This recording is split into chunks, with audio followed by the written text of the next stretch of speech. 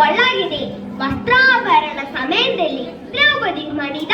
ದೀನ ಪ್ರಾರ್ಥನೆಯನ್ನು ನೀವು ಈ ಪದ್ಯಗಳಲ್ಲಿ ಕೇಳುತ್ತೀರಾ? ಕರುಣೀನಿ ಕಾರುಣ್ಯ ಭದ್ರದ ತರಳೆದ ದೀನಾರ್ತಿ ದುಃಖೋತ್ತರಣ ನೀದಿನಾರ್ಥ ದುಃಖಿದಯಾನು ಜಗವರಿಯೇ ಪರಮ ಪಾಲಕ ನೀನೇ ಗತ್ಯಂ ತರದ ವಿಫಲೆ ತಾನಲ ನಿಷ್ಠೂರ ವಿಧೇನೈ ಕೃಷ್ಣ ಎಂದೊರಳಿದಳು ತರಳಾಕ್ಷಿ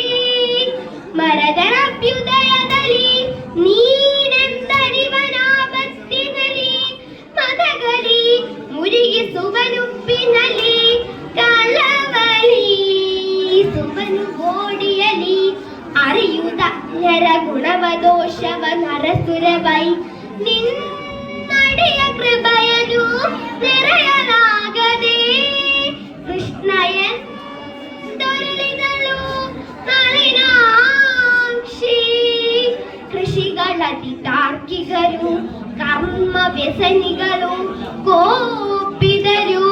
ಮಿಕ್ಕಿನ ವಿಷಯದರವುನುಗಳು ಮೂಢ ಮನುಷ್ಯರೆಂಬವರು ಹೊಸದು ನಿನ್ನವರೆಂದು ಭಗವರೇ ಬಿಸಿದು ಬೀಳುವ ಕೃಪೆಯ ನೀ ತೋರಿಸಿದೆನೈ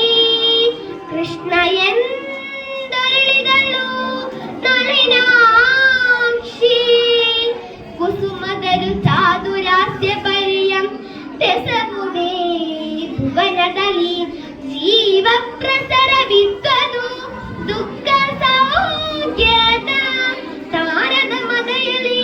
ಉಸುಳುಪ್ಪ ಶರಣವಿಲ್ಲದನ್ನುಪ್ಪ ಸದಾ ಬೀದಿಯ ವೇಗೆ ನಿಗದಾಹಿಸುವುದೈ ಕಾರುಣ್ಯ ನಿಧಿಯಂ ದೊರಳಿದಳು ತರಳಿ. ನಂದ ಗೋಪ ಗುಮಗುಡಿ ವೃಂದವಲ್ಲಭ ದೈತ್ಯ ಮದನ ಮುಕುಂದ ಮುರಹರ ಭಕ್ತವತ್ಸಲ ಧನ ಕೃಪಾಚಲತಿ ನಂದೇನೈನು ಕಾದನೈ ಗೋವಿಂದ ಕೃಪ ಮಾಡಗನನುದ ಪೂರ್ಣೇಂದು ಮುಗಿಯಲು ಬಿದಲು ಬಲದರದಿಂದ ಲಚ್ಚುದನ ಇತ್ತದ್ವಾರಾವತಿಯೊಳಗೆ ದೇವೋ ತಮ್ಮನು ಬದುದರಿಗೆ ತನ್ನನು ತೆಂದು ಬದುಕುವನೆಂಬ ಪರಮ ಬೆದರ ನಿಷ್ಠೆಯನ್ನು ಚಿತ್ತದಲ್ಲಿ ನೆಲೆಗೊಳಿಸಿ ಯುಕ್ಮಿಣಿ ಸತ್ಯಭಾಮಯರಲ್ಲೂ ಸಮೇಳನತ್ತ ಸಾರಿಯ ಹರಹಿ ಹಾಸಂದಿಯನ್ನು ತಾಳಿಸುತ್ತ ಕೇಳಿದನು ಮರವ ಎರಿದನ್ನಯ ಮೇಳ ದೈವರ ಸಭೆಯ ಹುಯ್ಯಲ